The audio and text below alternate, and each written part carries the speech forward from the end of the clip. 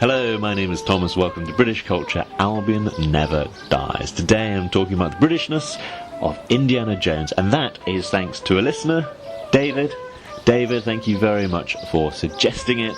It's something that probably would never have occurred to me, to be honest. Much as I enjoy these films, I probably wouldn't have connected it to being a very British thing, but of course it was filmed in the UK, you get Sean Connery in it. I mean, there's a few influences, and the more I thought about it, the more I thought, what I'd really like to cover this topic is a partner in crime. Somebody who's genuinely, rarely passionate about the Indiana Jones films. And I immediately thought of my very special guest today, Matt Wacker, who I have been following on Instagram and Facebook and various other places for years. He just posts some really cool, wholesome content that I really enjoy. He is a cosplayer. He does a really good Indiana Jones. He does a good Superman, great Superman actually. Some really cool Batman, different kind of iterations of Batman. And he's just somebody I thought, he is an expert on the subject. So I brought him onto the show. It was an absolute delight to record. I was so happy to have him aboard for this episode. And I asked him about the Britishness of Indiana Jones, which he immediately responded. With 0.0 seconds, he got back to me telling me, yes, of course, there's a British influence. And so we happily talk about that, but also just about his passion for the franchise. So as I say, please enjoy this special episode of British Culture Albion Never Dies with Mr. Matt Wacker. And thank you to David for suggesting this. Matt Wacker, thank you very much for joining me today. Oh, thank you for inviting me. I've been looking forward to this. I've been following you for many years on social media, but for those who haven't, would you mind giving the listeners a quick thumbnail sketch of who you are?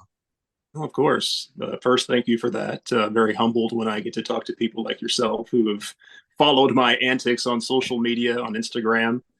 Whack Matters is my handle. I've been cosplaying for about 6 or 7 years now. Might be longer than that. Come to think of it, began with Han Solo, kind of went into the Superman realm.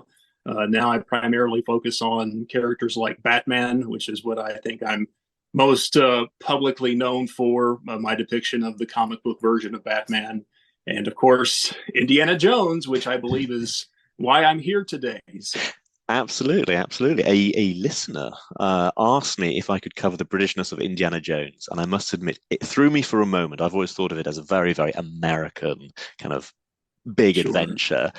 But then I started to think about it. I thought, maybe there are some influences, but I thought, I'll go to you. You are the expert. So can you tell me, are there British influences on Indiana Jones? Of course, and I don't claim to be an expert. I'm just a huge fan. It's been an entire life investment in this character and cosplaying and collecting. But I can tell you that, yes, of course, there is a huge UK influence on the character. The character would not exist if not for James Bond. The story goes that George Lucas pitched this idea to Steven Spielberg. Spielberg wanted to direct a Bond film in the 1970s, but Eon turned him down. So George Lucas came to him with this idea of a character that was better than James Bond. No offense. That's what he pitched to Spielberg. That's what sold Spielberg on the project. And it became known as Raiders of the Lost Ark, Indiana Jones, Indiana Smith, as he was initially to be called. Oh. Yeah, he did not like it. He, being Spielberg, did not like the name Smith, so they changed it to Jones, and the rest is more or less history. Oh, wow. So that's an interesting one-to-one change. Jones is the Welsh for Smith. There we go. Yeah, there you go. That's more kismet right there. But yeah, it's a gigantic UK influence on Indy. Of course, when we got to the Last Crusade, the father-son dynamic, and the knowing that Spielberg always wanted to direct a Bond film. His first choice for Henry Sr. was, of course, Sean Connery, who was always Spielberg's favorite Bond. So that dynamic, of course, is in play. Just several elements, shooting locations. They used Elstree, of course, to shoot a lot of it in the 80s, the original 3 films. Crystal Skull, not so much. But yeah, just a very large influence, just not only on the production side of things, but I think the character's backstory. A lot of his time spent in academia, of course, was spent in the UK. A lot of that is explored in the younger Indiana Jones Adventure series that ABC released back in the early '90s. But yeah, a lot of huge UK influence on the character. He has a very, very detailed backstory. You mentioned the young Indy. Am I right that every year he's kind of is accounted for, right? Almost, yeah. And luckily, right now, a few days ago, Disney Plus, they're all there, all the episodes. So Oh, I right. think season one is there. There's the second and third season that have yet to be released, but that was kind of the idea behind that particular series, was to kind of flush out those years before we got to know him as the character in the movies that we all came to love. It was the idea that the younger version of him through the early 1900s and World War One, that era of Indiana Jones, we get to explore kind of how he developed into the Harrison Ford gruff, raw nature of that character. Seeing him through his timid years develop into that. Is it true that Harrison Ford is not necessarily the first choice to play Indiana Jones? That is true. It was going to go to Tom Selleck, but he had to decline because of his commitment to Magnum PI. I believe they had just shot the pilot episode of Magnum when CBS ordered a full slate, a full series, or a full season of episodes. And they had to go to their second choice. George Lucas was reluctant because, having worked with Harrison Ford on two previous projects, those being Star Wars and American Graffiti, he didn't want to have this connection to a particular actor that several of his other peers had. And still, now, all these years later, we're looking at 42 plus years of Indiana Jones. I think it's pretty common among most moviegoers that nobody else could play the character except Harrison Ford. So yeah, he brings his unique qualities to it, doesn't he? Yeah. It's one of these things. I think, for me personally, this is why I love the character so much, because Harrison Ford is the character. Like, it's not a stretch. You don't have to really suspend your disbelief as far as the actor in those boots is concerned, because having read the amount of material I have on the man, he was a finished carpenter. His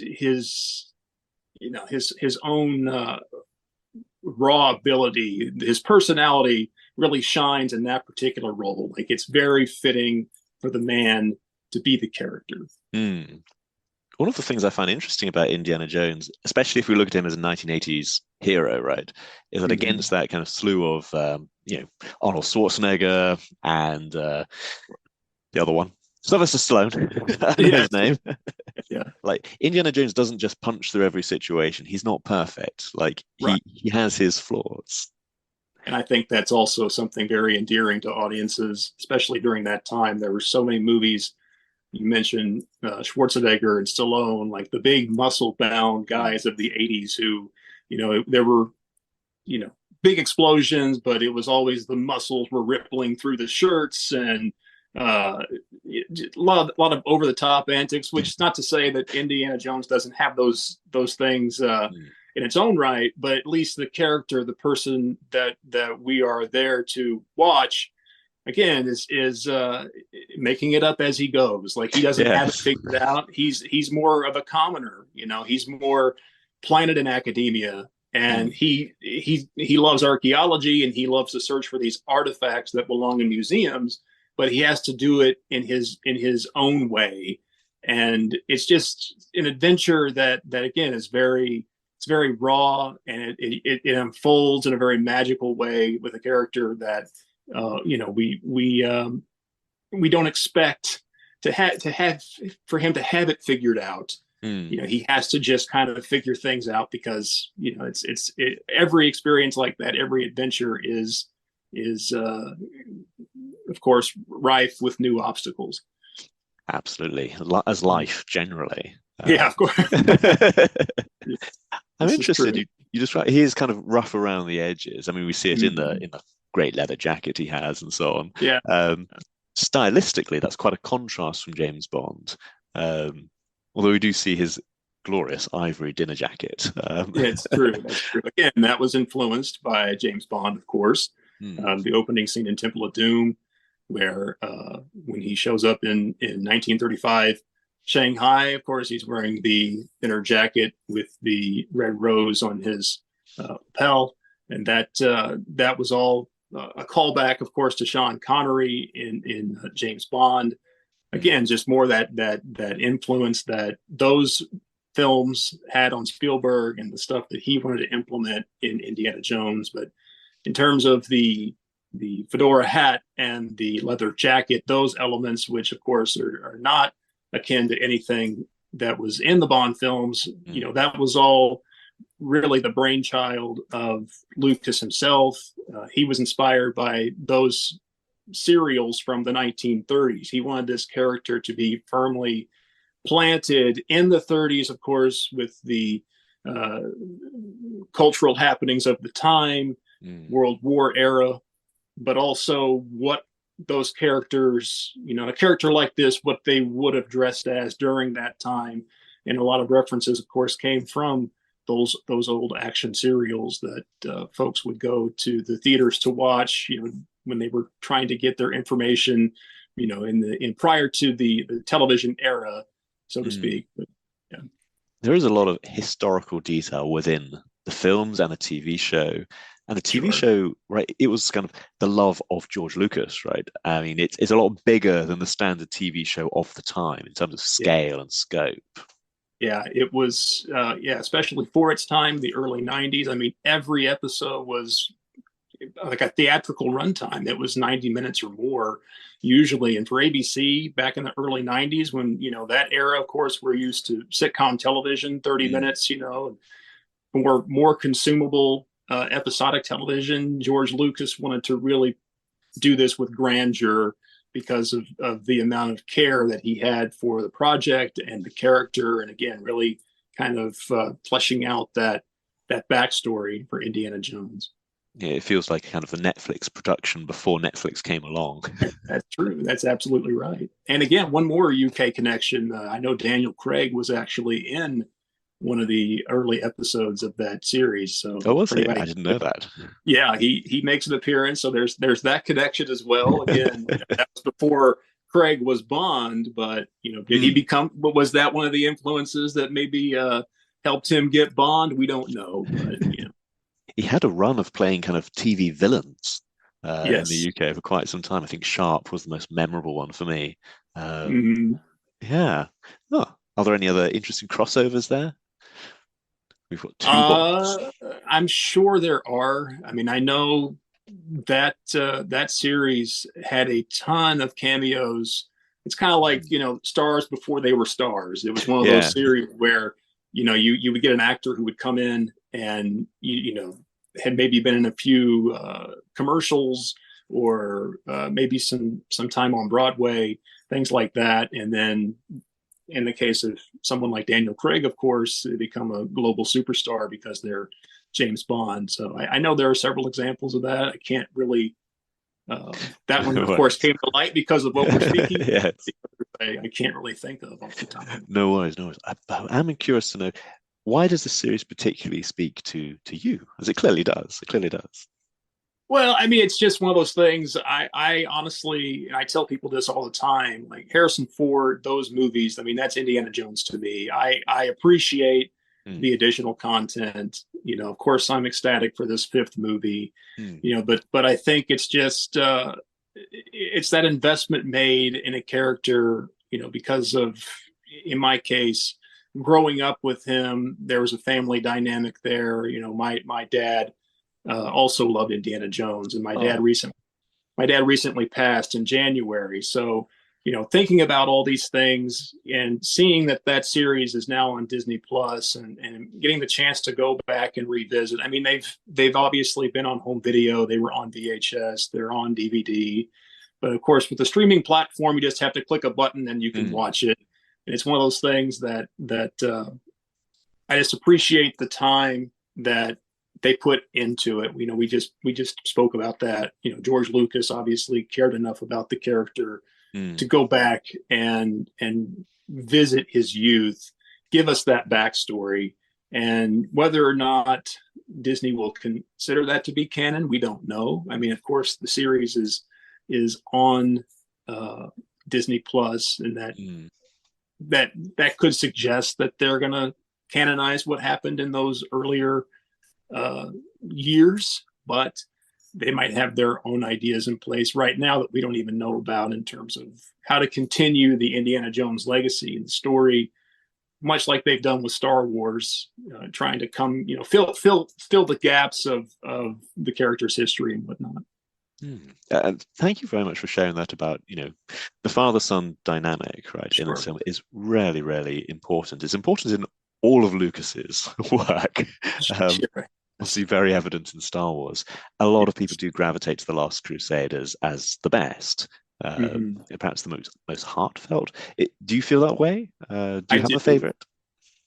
Well, for me, Raiders is my favorite. I mean, just nobody.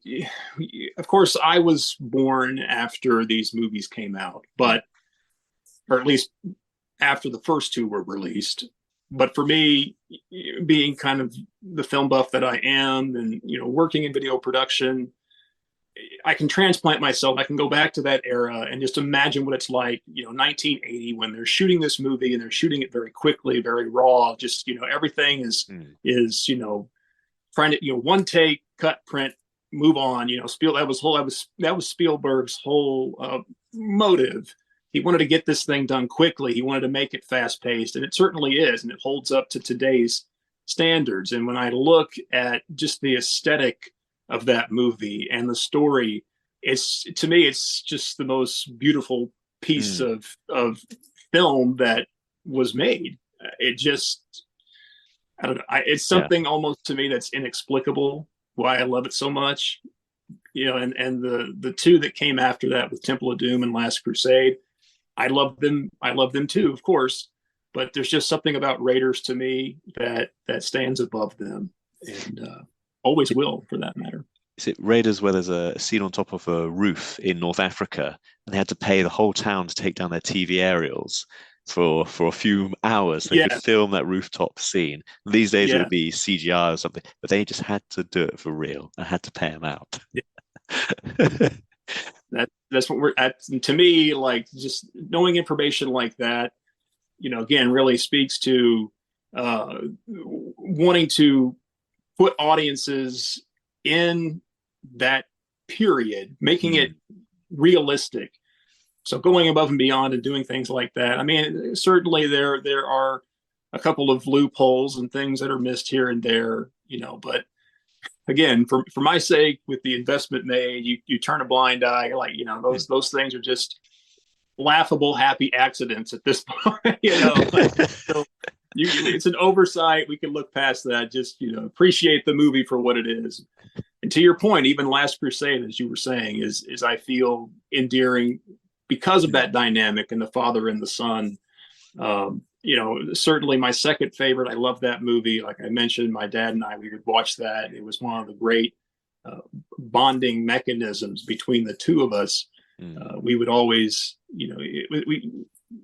as I think a lot of, well, maybe not, but a lot of, father-son dynamics, there might be a lot of unspoken sentimentality. That was certainly the case between my dad and I. There wasn't always a great exchange of the I love yous, but when it came to entertainment, we could watch something, we could look at each other and head nod and be like, that was amazing. Like we shared that kind of chemistry, and it's for that reason I will always cherish that movie as well.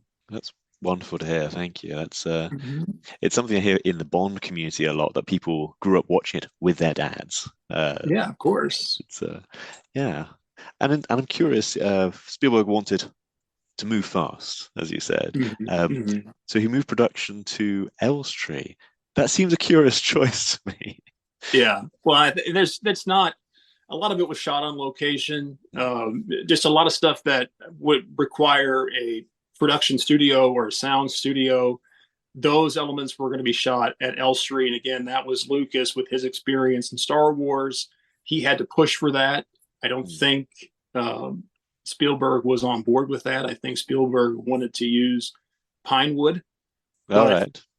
But I think I might be wrong on this, but like the very end scene there on Raiders, where they open the Ark, that was shot at Elstree in a studio, so that they could obviously a lot of controlling elements there that were involved. Most of it, however, yes, was shot on location, which again is something that the practical nature of things, being on location instead of a giant green room, green screen, as most movies today, most blockbusters are shot. Not something that I favor. It's just the way of the world now. It's the way movies are made. But that's what has me really excited for this fifth Indiana Jones, because a lot of it was going to be shot, or at least we were told a lot of it was shot on location in various locales around the world, and that to me is very exciting. Yes, I mean, I believe some of it was filmed in I don't think it's any spoiler. Some of it was filmed in a historic railway here in Yorkshire. And I have been traveling on a historic railway here in Yorkshire, but the wrong one. The one they used is quite some way away from me, so I shall have to head over. Could I ask, have you been to any of the locations? Is that something you're interested in or moved to do? Oh, absolutely. I have not been to England. I'm very much wanting to go, and I hope to go very soon. But in terms of like the U.S. locations, as a matter of fact, just a few weeks ago, we had a giant bus tour that went through San Francisco. And of course, that area was George Lucas's Sandlot growing up. He wrote the first draft of Indiana Jones in San Anselmo at a small cafe. And we went there a few weekends back. That was quite surreal to be involved in that community, to see the reaction from people, because of course we all went in full gear, and there were about 24 of us, and people were like, what is going on? Is this some sort of appreciation day? And it really wasn't. It was just something that we all decided to do as collective fans of this character.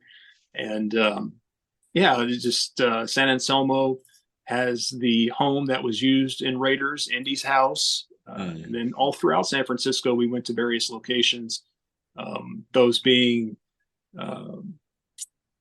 the Treasure Island, of course, was the airport, the German airport, the Berlin airport used in The Last Crusade. Oh, yeah. We went to Ross Alleyway, which was in Chinatown. That was used very briefly in the opening of the Temple of Doom. And there were others, but it was an amazing experience. I do very much enjoy that, kind of treading where Indy tread. Yeah. Really, am I right that the San Francisco City Hall is used in the film as? Yeah. We went there as well. That was for the end scene in Raiders, where the bureaucratic fools line comes in when Indy delivers the Ark to Washington, and they put it away, of course, in Area 51. But that again, very surreal to be in those locations. And from a production standpoint, it's kind of where my mind goes. Of course, I wasn't there, but like getting the angles that I've seen so many times in these movies, trying to replicate those shots and imagining the number of people who were there for that production. It's something that to me is inspiring. It's part of the reason why I love video production, and I got involved in that career is because of movies like Indiana Jones and TV shows that I watched as a kid and things like that. So very cool. Strictly speaking, as a Bond fan, going to a Bond location, trying to replicate those shots can be very rewarding, and it's interesting. It's just interesting. Yeah. It's fun. I have people who know this about me, that I can be a bit of a stickler to detail. So you're trying to get the correct angle. I could be at one spot for hours just trying to get the right angle on something so I can make it look as close to what we saw in these movies as possible. And most of the time I fail, but it's the fun. You have fun doing it, right? It's all part of that culture, I think. And I don't know, I call it nerd culture because that's, to me, it's what this is, to spend hours fascinated by, pop culture icon character figure, but it's worth it to me. Absolutely, and the results show, and also the fun comes across. Yeah, it is engaging. Thank you. I appreciate that. I always try to have fun in everything I do. I try not to take things too seriously, but sometimes it can be frustration. I cosplay is difficult for many reasons. It's fun and rewarding when you see the look on someone else's face, or you get that reaction that causes the excitement. But this is why I think I love cosplaying indie so much. These are just clothes. This isn't difficult. These are just, not everybody, of course, would wear this in a daily routine, but to me, it's like, this is easier to wear a fedora than it is to put on a Batman cowl, like a vice grip around your head. And when you start to sweat, you just want to rip the thing off. I mean, the leather jacket, when I look at it, it is curiously similar to the one that James Bond wears in Skyfall. He wears a 1930s Levi's vintage distressed jacket. Yeah, it's something that people do walk around wearing. It's it looks I wear the jacket all the time, and I can claim anything as an adventure. So even going to the grocery store, I'll put the fedora on and be like, I don't know what I'm going to encounter when I go there, but I have to be prepared for it. So I always never leave home without it. Fantastic. And I must ask, because you talked about connecting with fellow fans, like these aren't kind of officially sanctioned, organized. It's fans connecting. It's organic. Yes, very much so. And like the bus tour itself, there are several people to thank for organizing that. If they're listening, Eugene Shin, Brian Long, two great friends of mine, two great people. You can tell that indie is in their heart. It means a lot to them.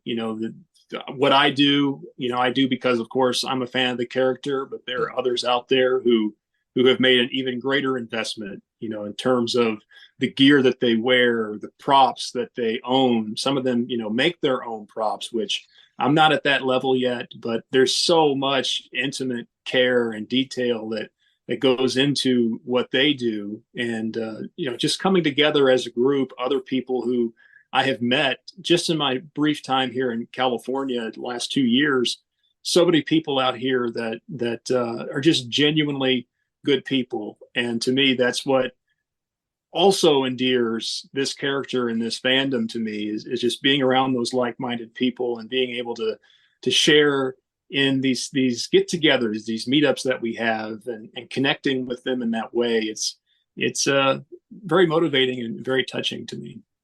That's a wonderful, wonderful place, I think, to leave it. Thank you so much. Is there anything else that you would like to share? Oh, no, I was so happy that you invited me to be here. This was fantastic. The time seemingly flew by. But just Indy 5 coming up at the end of June. Very excited for that. That's going to be an amazing experience. I don't know about the movie itself. I'm hearing mixed things, but I'm trying to, I think as most people are, I'm gonna go judge for myself. But the excitement is still palpable. We're only a few weeks away, so a lot of what I'm doing on social with my handle at Wack Matters on Instagram, if anybody out there is curious enough, doing just kind of this countdown of days remaining until the movie premieres, and just trying to express my excitement for it and get people to go see it and enjoy one last adventure with Harrison Ford. Thank you very, very much. Thank you, sir. Thank you very much to Mr. Matt Wacker, and you can follow Wack Matters on a range of social media sites, on Instagram, Wack Matters, and Facebook, and just various others. And he's a really cool content creator. I say I enjoy it. I've just been enjoying it for years, so it's such a pleasure to have him on. Finally, to find an excuse to talk to him.